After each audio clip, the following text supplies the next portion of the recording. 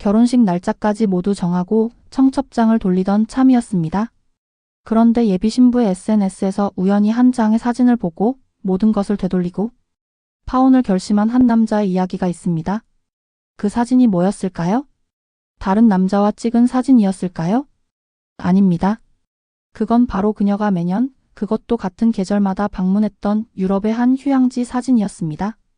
그리고 그 아래에는 이렇게 적혀 있었죠? 올해도 여기 올 수 있게 해줘서 고마워, 자기야.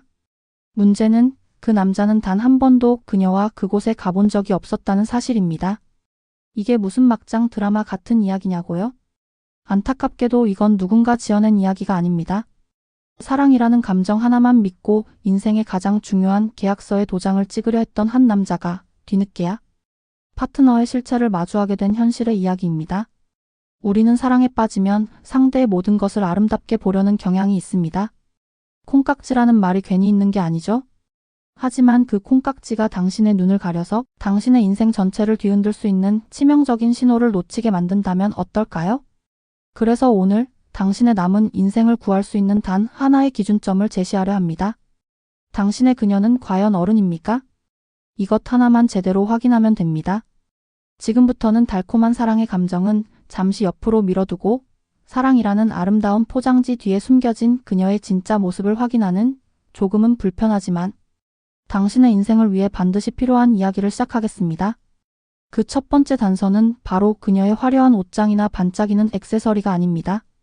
그 모든 것을 가능하게 만드는 그녀의 삶의 태도, 그 근본적인 습관에 대한 이야기입니다.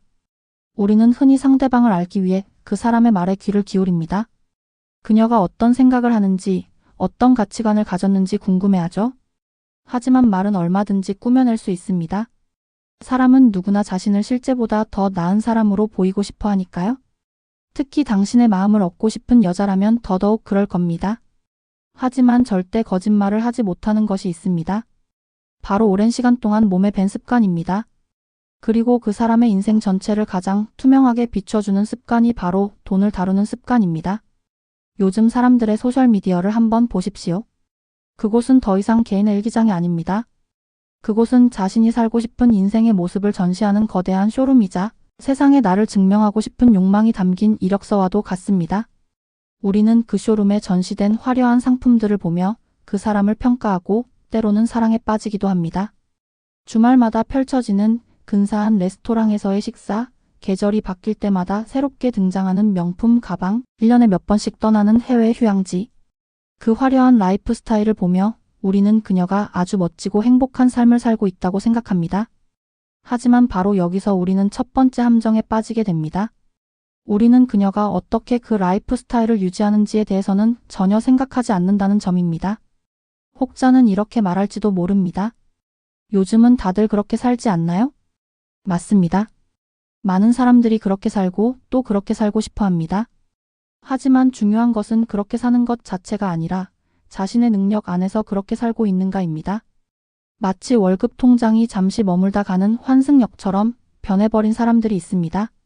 월급이 들어오는 순간 카드값과 할부금으로 순식간에 사라지는 마법을 경험하는 분들이죠. 이건 단순히 돈 관리 기술이 미숙한 차원의 문제가 아닙니다. 이것은 자신의 욕망을 미래의 나에게 끊임없이 떠넘기는 인생을 대하는 근본적인 태도의 문제입니다. 그리고 그 태도가 바로 당신과 함께할 미래를 결정짓는 가장 중요한 열쇠가 됩니다. 한번 상상해 보십시오. 당신의 여자친구가 정말 알뜰한 사람이라고 생각했습니다. 비싼 명품을 살 때도 항상 중고거래 사이트를 이용하거나 해외 직구를 통해 조금이라도 저렴하게 구매하는 모습을 보며 현명하다고 믿었습니다. 하지만 우리는 여기서 본질을 완전히 놓치고 있습니다. 중요한 것은 어떻게 사느냐가 아니라 왜 그것을 가져야만 하느냐입니다. 진짜 부유한 사람들은 굳이 자신의 부를 증명하려 애쓰지 않습니다. 그들에게 명품은 그저 수많은 선택지 중 하나일 뿐 그것이 자신의 가치를 증명하는 수단이 되지는 않습니다. 하지만 부유하게 보이고 싶은 사람들은 다릅니다. 그들은 어떻게든 그 이미지를 유지하기 위해 자신의 분수를 넘어서는 노력을 합니다. 중고품을 사는 행위는 알뜰함의 증거가 아니라 자신의 능력으로는 가질 수 없는 것을 어떻게든 손에 넣으려는 욕망과 허영의 또 다른 표현일 수 있다는 겁니다. 이것은 훨씬 더 위험한 신호입니다. 왜냐하면 여기에는 기만이라는 속성이 포함되어 있기 때문입니다. 더 나아가 경험 소비라는 아주 그럴듯한 포장지에 쌓인 과소비도 경계해야 합니다. 물건은 사라지지만 경험은 영원하다는 말, 참 멋진 말이죠. 하지만 그 멋진 말 뒤에 숨어서 자신의 미래를 담보로 현재의 즐거움을 사는 사람들이 너무나 많습니다. 물론 좋은 경험은 우리를 성장시킵니다. 하지만 매달 카드값에 허덕이면서 떠나는 해외여행이 과연 나를 위한 건강한 투자일까요? 아니면 고단한 현실로부터 잠시 도망치기 위한 값비싼 도피처일까요? 그녀가 자신의 멋진 경험에 대해 이야기할 때 그 맥락을 자세히 살펴보십시오. 그 경험을 위해 어떤 대가를 치렀는지, 그리고 그 경험이 그녀의 삶을 어떻게 긍정적으로 변화시켰는지에 대한 깊이 있는 성찰이 없다면 그것은 자기계발이 아니라 그저 비싼 유흥에 불과했을 가능성이 높습니다. 결국 당신이 봐야 할 것은 그녀가 입고 있는 옷, 들고 있는 가방, 다녀온 여행지가 아닙니다. 그 모든 것을 유지하려는 그녀의 욕망의 크기가 과연 그녀 스스로 감당할 수 있는 수준인지 그 본질을 꿰뚫어 보는 지혜가 필요합니다. 자, 이제 조금 더 깊은 이야기로 들어가 보겠습니다. 사실 돈을 어떻게 쓰느냐 하는 문제는 그 자체로 끝나는 것이 아닙니다. 그것은 그 사람의 뇌에 어떤 운영체제가 설치되어 있는지를 보여주는 가장 강력한 증거와도 같습니다. 텅 빈 통장은 단순한 재정 문제의 결과물이 아니라 그 사람의 성격적 결함을 알려주는 일종의 경고등이라는 말입니다. 텅 빈 통장은 마치 감기 몸살과 같습니다. 제때 약을 먹고 푹 쉬면 금방 낫지만 계속 방치하고 무리하면 결국 폐렴 같은 큰 병으로 번지게 되죠. 그런데 충동을 조절하는 능력의 부재는 한번 발병하면 완치가 어려운 만성질환과 같습니다. 언제 어디서 어떤 합병증으로 터져 나올지 예측할 수 없는 우리 안의 시한폭탄이라는 겁니다. 오늘은 고작 백화점 쇼핑에서 그 폭탄이 터졌지만 내일은 당신을 향한 분노 조절의 실패로, 또 다른 날은 사소한 스트레스를 이기지 못하는 알코올 의존으로 터져 나올 수 있습니다. 우리의 뇌는 기본적으로 즉각적인 보상을 원하도록 설계되어 있습니다. 배고플 때 바로 음식을 먹고 싶고 피곤할 때 바로 눕고 싶은 것처럼 말이죠. 하지만 인류가 동물과 다른 위대한 문명을 이룩할 수 있었던 것은 바로 눈앞의 쾌락을 참고 더 큰 미래의 보상을 위해 인내하는 능력을 길렀기 때문입니다.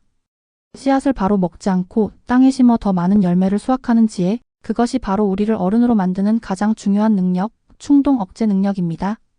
월급 날만을 손꼽아 기다렸다가 나를 위한 선물이라는 이름으로 충동적으로 고가의 물건을 구매하고 다음 달 카드값 청구서를 보며 한숨 쉬는 사람을 생각해 보십시오.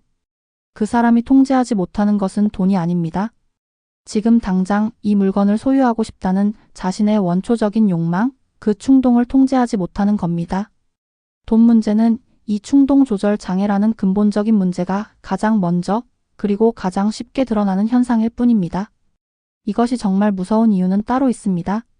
쇼핑이라는 비교적 안전하고 사회적으로 용인되는 범위의 충동 하나를 제대로 다스리지 못하는 사람은 인생의 더 큰 위기 앞에서 다른 종류의 충동들 역시 통제하지 못할 가능성이 매우 높다는 사실입니다. 스트레스를 받으면 술이나 폭식에 의존하고, 화가 나면 상대방에게 상처 주는 말을 내뱉고, 외로움을 느끼면 즉흥적인 관계로 그 공허함을 채우려 할 수 있습니다. 이 모든 행동의 뿌리는 불쾌한 감정을 견디지 못하고 즉각적인 쾌락으로 덮어버리려는 충동 조절의 실패라는 점에서 정확히 똑같습니다. 결혼은 수십 년간 함께 항해를 떠나는 것과 같습니다. 때로는 잔잔한 바다를 지나겠지만 때로는 모든 것을 집어삼킬 듯한 거친 폭풍우를 만나게 될 겁니다. 그때 당신에게 필요한 동반자는 과연 어떤 사람일까요?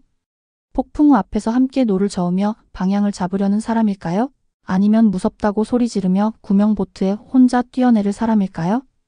당신이 그녀의 소비 습관에서 확인해야 할 것은 그녀가 얼마나 알뜰한지가 아닙니다. 인생이라는 긴 항해에서 예측 불가능한 유혹과 위기 앞에서 과연 그녀가 자기 자신의 욕망이라는 배의 키를 단단히 붙잡을 수 있는 선장인지, 그 근본적인 그릇의 크기를 확인하는 과정입니다.